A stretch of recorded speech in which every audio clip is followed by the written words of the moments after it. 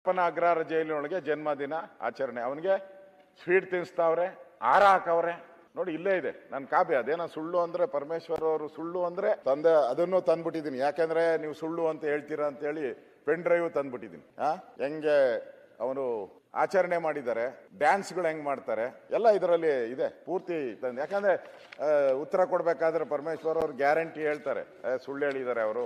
ಹಂಗೇನಿಲ್ಲ, ಸ್ವಲ್ಪ ಯಾವ್ದೋ ಅಲ್ಲಿ ಕೇಕ್ ಇತ್ತಂತೆ ಅದನ್ನ ಇಟ್ಕೊಂಡ್ಬಿಟ್ಟಿದ್ರಂತೆ, ಹಾರನೇ ಹಾಕೊಂಡಿಲ್ಲ, ಅಲ್ಲಿ ಯಾವ್ದೋ ಬಿದ್ದಿತ್ತಂತೆ ಸುಮ್ಮನೆ ಹಾಕೊಂಡಿದ್ರಂತೆ ಟವಲ್ನ ಅಂತ ಹೇಳ್ತಾರೆ. ಅದಕ್ಕೆ ಆ ಟವಲ್ಲು ಹೇಳ್ಬಾರ್ದು, ಏನು ಹೇಳ್ಬಾರ್ದು. ಅದಕ್ಕೆ ದಾಖಲೆಗಳೇ ತಂದ್ಬಿಟ್ಟಿದ್ದೀನಿ, ಇಲ್ಲಿ ದಾಖಲೆ ಕೊಡ್ತಾ ಇದ್ದೀನಿ, ಪಕ್ಕಾ ದಾಖಲೆ. ಬೇಕಾದ್ರೆ ಕಳಿಸ್ಕೊಡ್ತೀನಿ ಅವ್ರಿಗೆ.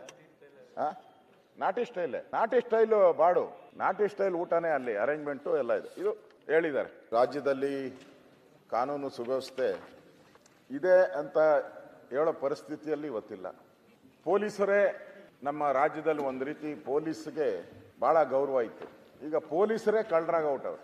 ಕಳ್ಳ ಪೊಲೀಸ್ ಆಟ ಇದೆಯಲ್ಲ, ನಾವೆಲ್ಲ ಚಿಕ್ಕ ಮಕ್ಕಳಿದ್ದಾಗ ಕಳ್ಳ ಪೊಲೀಸ್ ಆಟ ಇವೆಲ್ಲ ನೋಡ್ತಾ ಇದ್ದೆ. ಇವತ್ತು ಪೊಲೀಸರೇ ಆ ಸುಲಿಗೆಗೆ ಇಳಿದಿರುವಂತದ್ದು ಘಟನೆ ನಮ್ಮ ಕಣ್ ಮುಂದೆನೆ ಇದೆ. ಇನ್ನು ಜೈಲುಗಳೆಲ್ಲ ರೆಸಾರ್ಟ್ಗಳಾಗ್ತಾವ. ಈಗ ನಿಮ್ಗೆ ಆರಾಮಾಗಿ ಈ ಎಲ್ಲ ಮರ್ಡರ್ ಮಾಡಿರೋರಿಗೆ ಅವ್ರು ಅಲ್ಲಿ ಇಲ್ಲಿ ರೆಸಾರ್ಟ್ಗೆ ಹೋಗೋ ಅವಶ್ಯಕತೆನೇ ಇಲ್ಲ. ಪರಪ್ಪನ ಅಗ್ರಹಾರ ಕೊಟ್ಟೋದ್ರೆ ನಿಮ್ಗೆಲ್ಲ ಫೆಸಿಲಿಟಿನೂ ಕೊಡ್ತಾರಲ್ಲಿ. ಪೇಮೆಂಟ್ ಅಷ್ಟೇ, ಎಷ್ಟು ಕೊಡಬೇಕು, ಎಷ್ಟು ರೇಟು, ಏನು ವೆರೈಟಿ ಅಂದ್ರೆ ನೀವು ಯಾರು ಪಿಕ್ ಪ್ಯಾಕೆಟ್ ಇವೆಲ್ಲ ಮಾಡಿರ್ತಾರಲ್ಲ ಅವರೆಲ್ಲರಿಗೂ ಒಂಥರ ಲಾಡ್ಜ್ ಫೆಸಿಲಿಟಿ. ಲಾಡ್ಜ್ ಅಲ್ಲಿ ಏನು ಫೆಸಿಲಿಟಿ ಕೊಡ್ತಾರೋ ಅಷ್ಟು ಕೊಡ್ತಾರೆ. ನೀವು 4-5 ಮರ್ಡರ್ಗಳು ಮಾಡಿದ್ರೆ ಅವ್ರಿಗೆಲ್ಲ ರೆಸಾರ್ಟ್ ಫೆಸಿಲಿಟಿ. ನೀವು ಅಂತಾರಾಷ್ಟ್ರೀಯ ಕುಖ್ಯಾತಿ ಟೆರರಿಸ್ಟ್ಗಳಾದ್ರೆ ಅವ್ರಿಗೆ 5 ಸ್ಟಾರ್ ಫೆಸಿಲಿಟಿ. ಇದು ಪರಪ್ಪನ ಅಗ್ರಹಾರದ ಗತಿ.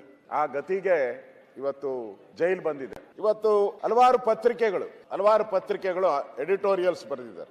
ಆಘಾತಕಾರಿ, ಅಕ್ಷಮ್ಯ ಎಡಿಟೋರಿಯಲ್ಗಳು.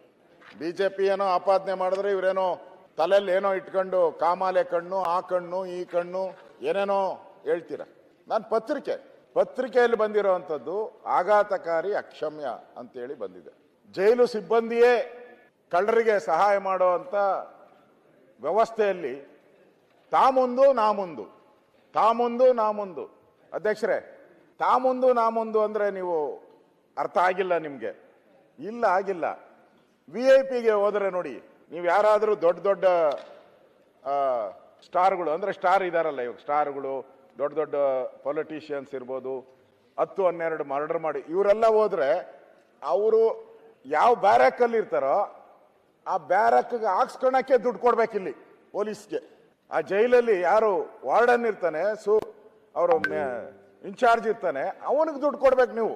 ನಾವೆಲ್ಲ ಹೇಳಿದ್ರಿ ಇಲ್ಲೆಲ್ಲ ಪೊಲೀಸ್ ಸ್ಟೇಷನ್ಗೆ, Upparapalli police station, commercial street police station, ಇದೆಲ್ಲ ತೂಕ ಜಾಸ್ತಿ, ವೆಯ್ಟ್ ಜಾಸ್ತಿ ಅಂತ ನಾವು ತಿಳ್ಕೊಂಡಿದ್ರಿ. ನನಗೆ ಗೊತ್ತೇ ಇರಲಿಲ್ಲ ಇಷ್ಟು ದಿನದಿಂದ. ನಾನೊಬ್ಬ ಅಧಿಕಾರಿನ ಕರೆದು ಕೇಳಿದಾಗ, ಸಾರ್ ಇನ್ಫ್ಲೂಯೆನ್ಸ್ಗಳು ತರ್ತಾರೆ ಸಾರ್ ಅಂತದ್ದು. ಯಾಕೆ ಅಂತ ಹೇಳಿದ್ರೆ ಅವನ ಹತ್ರ ಹಣ ಇರ್ತೈತೆ, ಅವನಿಗೇನು ಬೇಕೋ ಕೊಡೋಕ್ಕೆ ಇವ್ರು ವ್ಯವಸ್ಥೆ ಮಾಡ್ಕೊಂತಾರೆ.